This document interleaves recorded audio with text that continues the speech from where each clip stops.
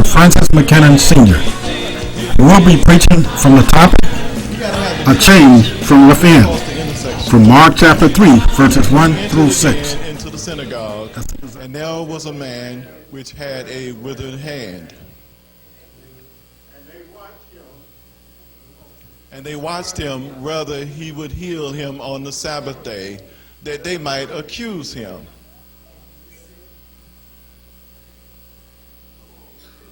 And he said unto the man which had the withered hand, Stand forth.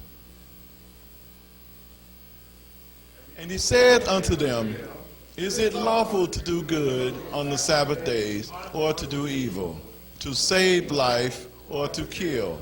But they held their peace. And when he had looked round about on them with anger, being grieved for the hardness of their hearts, he said unto the man, Stretch forth thine hand.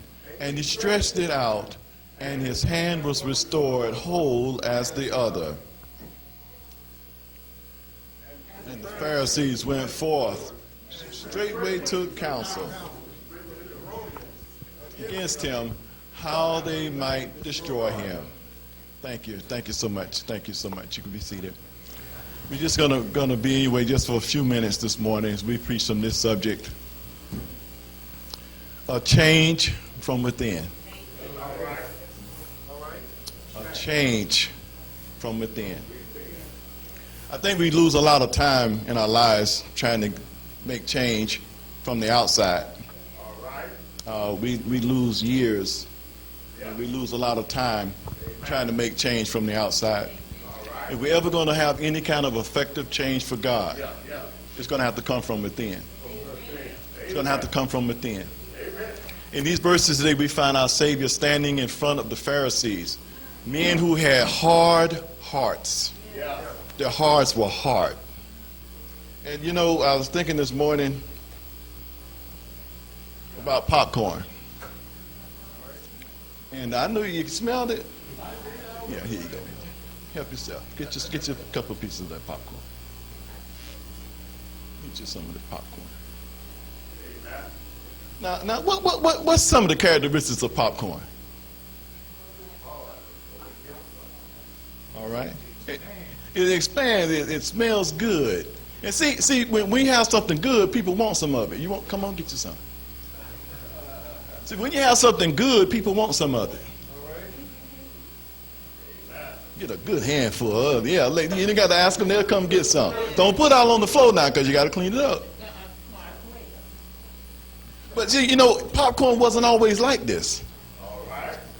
It wasn't always like this. So at one point it was like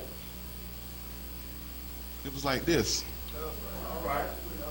Now it's still popcorn, but it's hard, and you can still eat it. But you better have good teeth. You're gonna have an ordeal trying to eat popcorn like this because it's hard. Jesus faced people that always had a hard heart. And all they wanted to do was try to fool him and trick him and accuse him. But see, if a change is going to come, it's going to have to come just like it comes to that popcorn. It's going to have to come from within.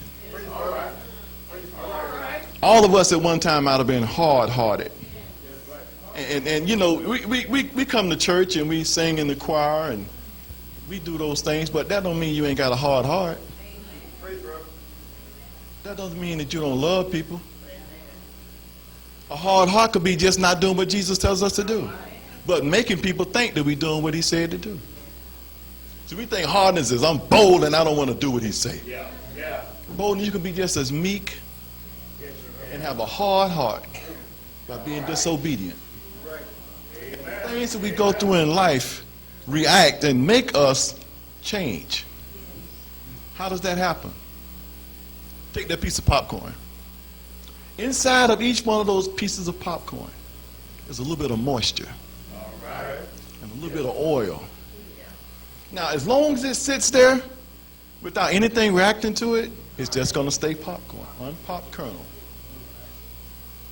But when there's a little heat that's applied to it, See, that God put a little bit of himself in each one of us. And see, when the heat applies to us, now what kind of heat? The heat of life. Getting a little older, getting a little grayer, losing my memory, trying to keep my bills paid, aches in my back. My step ain't wide as it used to be. Matter of fact, I don't remember who I was trying to call, and I just picked up the phone. Gotta hang it up before the answer because I just don't remember who I just dialed. That's the heat of life. But when it applies to us and we let it, there's something that has to burst out. It has to come out, and then you become a new creature. Anybody had hard popcorn? We've been hard on people. We are still Christians. We're still believers. But has Christ been allowed to come forth out of us? And that hardness gone away. Jesus stood with these Pharisees, and there was a man that had a withered hand. Now, I don't know why he had a withered hand. But I will bet to tell you it was withered so that Jesus could fix it. You might have something withered. Your heart might be withered. Your mind. But it's probably in that condition so that Jesus can fix it. All Jesus told him was to come forth. He didn't tell him to join the gym to make it stronger. He didn't give him a prescription to make it stronger. Thank you. All he had to do was come forth. And see, we make things so complicated with God. He said, come to me, but we want to go all around the way. If we learn to keep it simple with God, and the change come from within, and we can do some of the things that he has ordained and called us to do. Can you imagine how it feels to be in a group of men, a council, a group, and here's a man getting ready to be healed, and your heart is so hard, all you can think about is he going to do it on the Sabbath day? Is he going to break this so-called law? A heart so hard that all you want to do is, there you go, I told you he was going to do it and break the law. But when we point at somebody, see, we got 3 more pointing back at us. Popcorn delicious. Popcorn tastes good. It's meant to be shared. But sometimes it can't get out of the bag. What am I saying? We can pop all day long.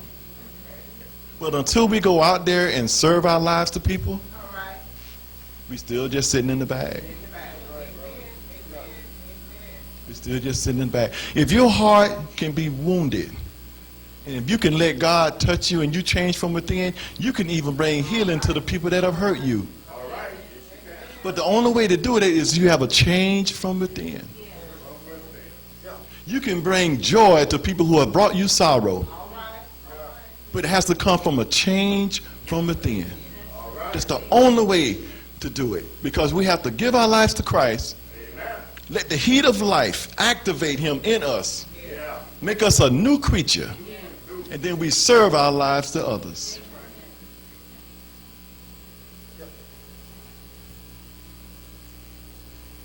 He said unto them in verse 4, is it lawful to do good on the Sabbath days or to do evil, to save life or to kill? But they held their peace. Hardness of the heart might make us hold our peace and not say what we need to say to others. When children did wrong back in the day, mama, you have to worry about mama. She was going to tell you that you did wrong. You were going to hear about it before you got home. The community would tell you about it before you got home. And our biggest worry was that somebody told her before we got home. But the hardness of the heart, just let children do what they want to do. somebody else will straighten them out. That's the hardness of the heart. And we have to understand what a hardness of the heart is these days. A hardness of the heart is, I'm coming to church, but I don't bring nobody with me. I don't tell nobody about Bible study or Sunday school. I'm enjoying it now, but I won't tell nobody else about it. That's a hardness. I bought a brand new car, but I can't get the Lord my tithes. That's a hardness of the heart. So the change has to come from within, because this is what God will do. That same car that you're driving and not tithing, He's going to break you down. We can't put things in front of God at all. At all. And verse 5 said, when he had looked round about on them with anger, being grieved. This hurt Jesus. It grieved him in his heart to look to see all this anger. It hurt him. Being grieved for the hardness of their hearts, he said unto the man, stretch forth thine hand. And he stretched it out, and his hand was restored, whole as the other. I'm encouraging you today, my brothers and sisters, I wrap this up. Stretch it forth to God. Give it to him. If it's holding you back from giving him praise, it's withered. We want to hand him the things we think are right. And you know something about the man with the withered hand? Something beautiful that he did? He didn't hesitate. He didn't make excuses for his withered hand. Because sometimes we'll say, well, Jesus, I'm used to it being this way. I've learned how to adapt with it. It's who I am. They all know I'm the man with the withered hand. They all know this is who I am. It's part of me. So I'm more comfortable if you just leave it alone. Can you work on something else that I got a problem with?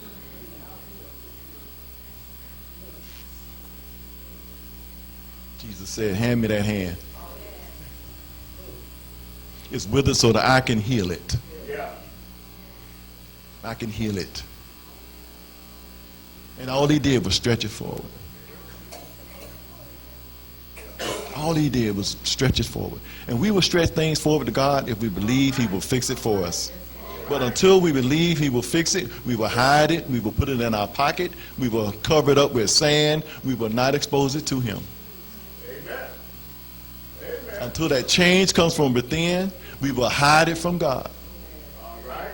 And still think it's the right thing to do.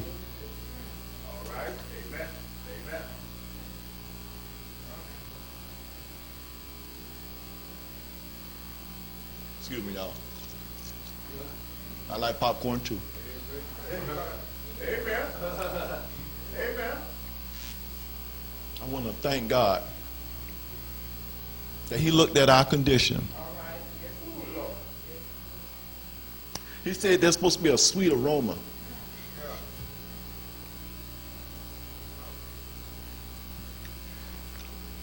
You know, when I was at work yesterday, I walked around in the appliance department.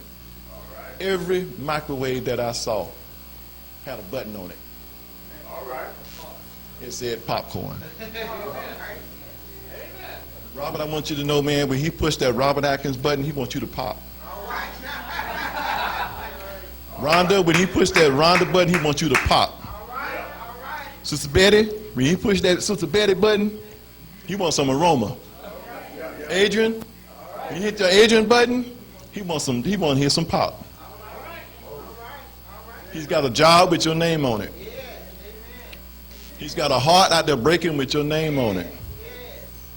Ask Kia, he got your name on it. Pop, baby.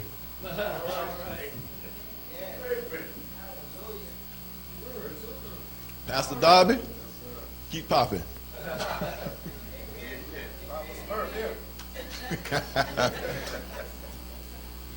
But we're only going to do that if there's a change from within. Aren't you glad this morning that he looked and he saw us in our condition And he said, I don't smell any aroma coming from my creation. So I'm going to send my son. I'm going to send the seed and plant him in the middle of all the kernels. And they're going to try to make Jesus pop earlier than he's supposed to. They're going to whip him and they're going to beat him. But he still held on. When they put him in the tomb, let me tell you what happened. Early Friday morning, they put him in the tomb. And he sat in that tomb all day Friday, Saturday night, Sunday morning. The Lord hit the button that said salvation. And Jesus popped. And let me tell you how hard he popped. He blew the lid off the oven. He blew the lid off. It was a stone oven. And it blew it away. He blew the lid off the oven for us. And the Lord says, now I can smell the aroma of my son on you. You smell good, Rob. You smell good, son. You smell like, you smell good. You can come up with me and into the oven of heaven. Sweet aroma.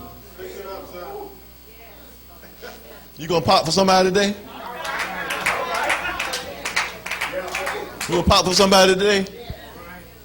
Amen. Amen. A change from within. God bless you. God keep you this morning.